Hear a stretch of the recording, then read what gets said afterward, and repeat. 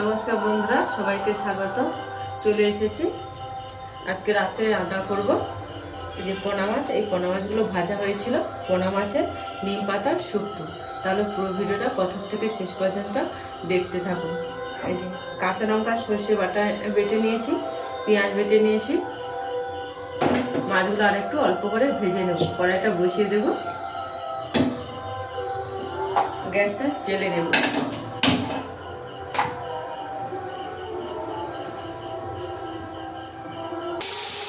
মাছগুলো ভাজা হয়ে গেছে, এবারে তুলে নেব। কড়াইতে তেল দিয়ে দিচ্ছি, কড়াইটা গরম হয়ে গেছে তেলটা। এবারে নিম পাতা, এই যে ছোট ছোট নিম পাতা নিয়েছি, নিম পাতা কালো জিরেটা দিয়ে দেব।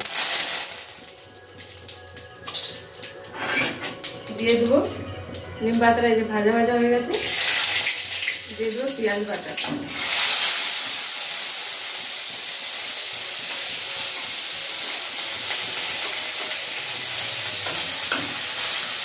পেঁয়াজটা ভাজা ভাজা করে নেব।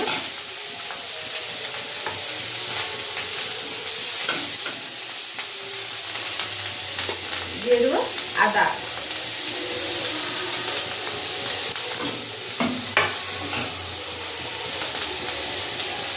পরিমাণ মতন হলুদ, ধনের গুঁড়ো, অল্প একটু লঙ্কার গুঁড়ো।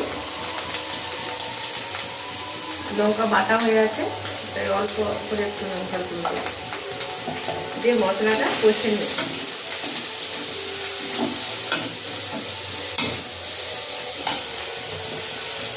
দিয়ে দেবো পরিমাণ মতো লবণ,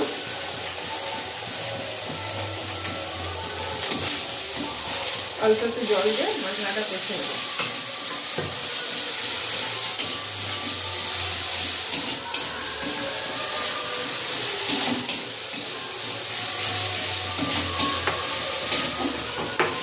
মশলাটা কষানো হয়ে গেছে, এবারে সর্ষে বাটা কাঁচা লঙ্কা বাটাটা দিয়ে দেবো।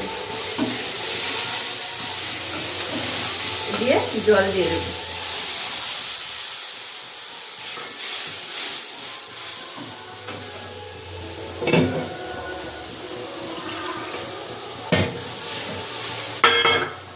ঝোলটা ফুটে উঠলে মাছগুলো দিয়ে দেবো। বেশি ঝোল রাখবো না, মাখামাখি করবো।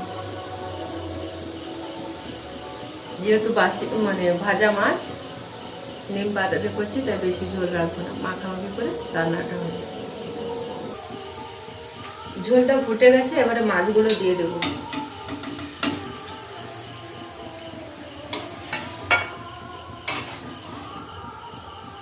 অল্প একটু ফুটে গেলে নামিয়ে নেব।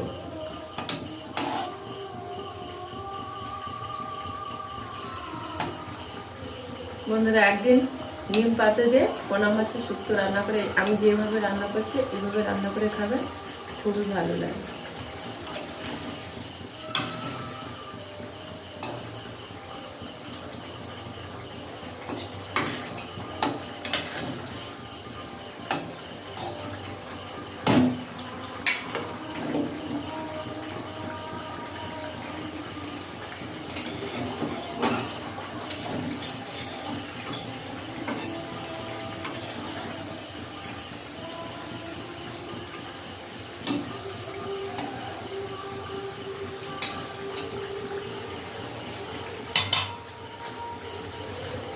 পোনা মাছের শুক্তোটা হয়ে গেছে, এবারে নামিয়ে নেব।